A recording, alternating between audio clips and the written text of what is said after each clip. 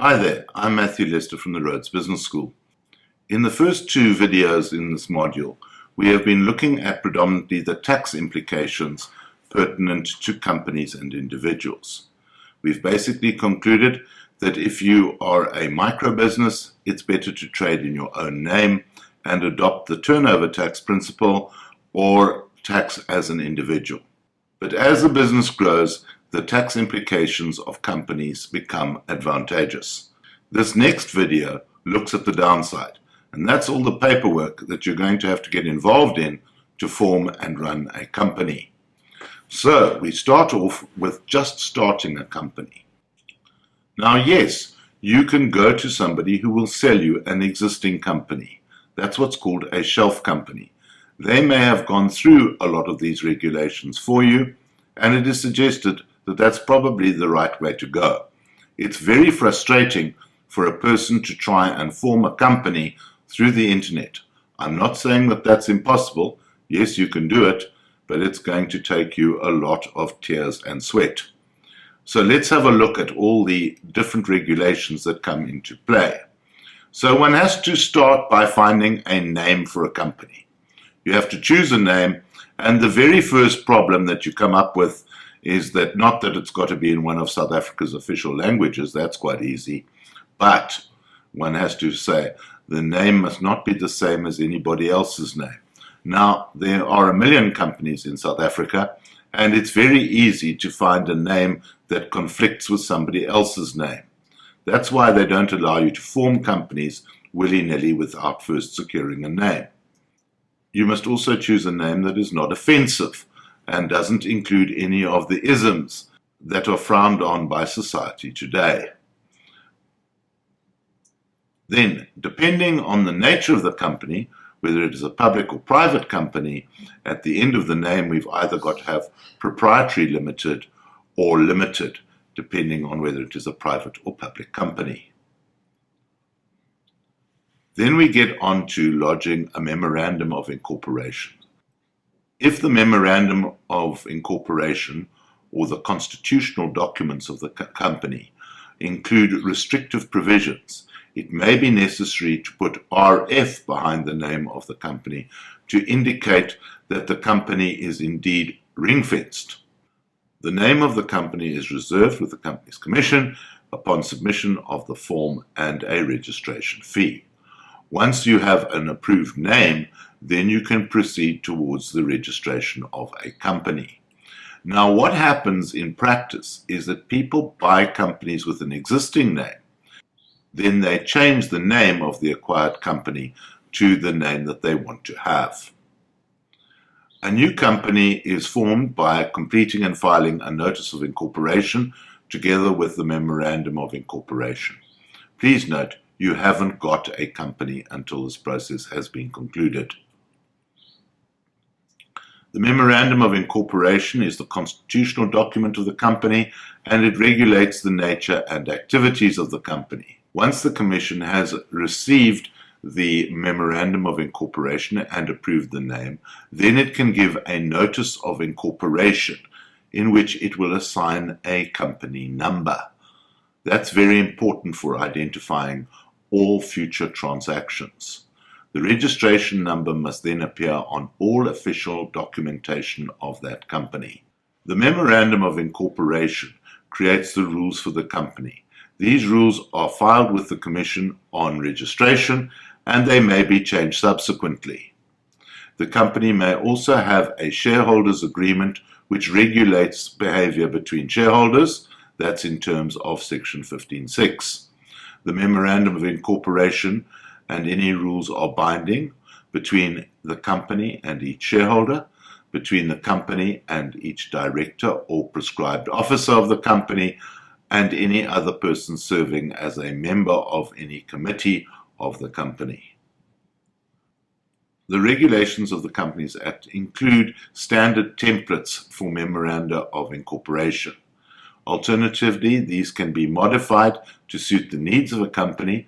I would not suggest that this is done by people who are not proficient in company law matters. You'll probably need an attorney or a company secretary to achieve that. If the Memorandum of Incorporation is modified, or if it is a unique Memorandum of Incorporation, it will be invalid if any of those provisions exceed the provisions of the Companies Act. The Memorandum of Incorporation may also have unalterable provisions. These put in more onerous requirements than are prescribed in the Companies Act, and they are allowed unless they conflict with the Companies Act. These can also include unalterable provisions. The Memorandum of Incorporation may also include restrictive provisions that the company's directors have got to follow. Where this is the case, the Notice of Incorporation must have a prominent statement that brings attention to all restrictive provisions. The name of the company would then also contain the initials RF, which stands for ring-fenced. That brings the special unalterable provisions to the attention of the public when they are dealing with it.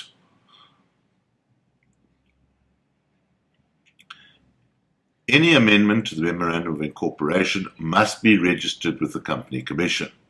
The MOI may only be altered in compliance with a court order or by a special resolution, and we'll look into special resolutions later in this series as to what that encompasses.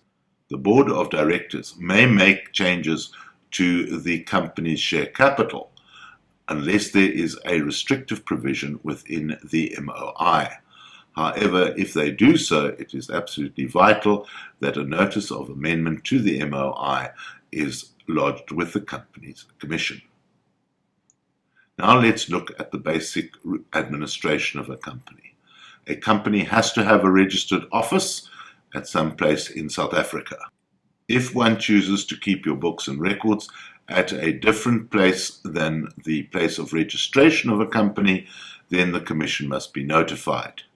Records must be kept in terms of legislation and regulations.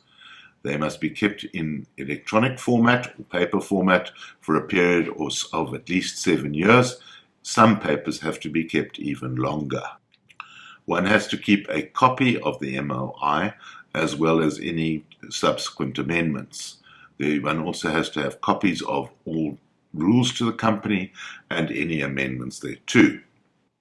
The company also must keep a record of directors and past directors for at least 7 years following the retirement, resignation, or death of a previous director. There must also be copies of all reports presented at annual general meetings, maintained for at least 7 years. Then comes the requirement to produce annual financial statements, keep accounting records, keep notices and minutes of all shareholders' meetings, keep copies of all resolutions adopted at meetings, and keep documents made available to holders of securities in relation to any resolutions. One has to keep copies of all written communications sent to holders of company securities, minutes of all meetings and resolutions of directors and board committees, keep a securities register, keep details of company secretary and auditor, and so it carries on. That's before one even gets to the accounting records. A company must have a financial year end. A company must also keep complete and accurate accounting records in one of South Africa's official languages. It is an offence for a company to fail to keep records other than in the prescribed manner. It is also an offence to falsify a company's records. Accounting records must include details of all assets and liabilities, details of all loans to shareholders, directors, prescribed officers, and employees, details of all liabilities and obligations of the company, and then it continues, details of all property held by the company, records of the company's revenue and expenditure, detailed statements of account in any financial institution which the company carries out its business. Annual financial statements have to be prepared every year and within 6 months of the year end. In certain instances, the Companies Act specifies that the company's accounts must be audited. That's an additional cost. Small owner-managed businesses may skip the audit, but they still have to have an accounting officer's report. The Companies Act has some, but not all, of the information that must be included in the annual financial statements. Then there is the annual return. Every company has to submit an annual return. If the company is required to have its financial statements audited, it must include a copy of the audit report with the financial statements. A company that is not required to have its financial statements audited may choose to file its financial statements with the Companies Office. It may not. The Companies Commission will annually select a sample of the submissions that it has received and look at them with regard to determining policy and strategic direction of South Africa. But please note, these are the minimum red tape requirements that are involved in running a company today. Other acts and legislation may provide that you must keep even further records. What we are seeing is that when one registers a company, you've moved up into a different league when it comes to red tape. Keeping books and records may be one thing, but all the red tape combined makes it a major responsibility to form a company. What we find is that many people go and buy shelf companies, they don't know how to run them, and very quickly they get themselves into a lot of trouble. So, in the past we used to say to MBA students, when in doubt, form a company. Today the statement rather goes the other way. When in doubt, don't form a company. You're going to incur a lot of costs and hassle in running a company and keeping it on the right side of the law. I'm Matthew Lester at the Rhodes Business School. Thank you for your attention.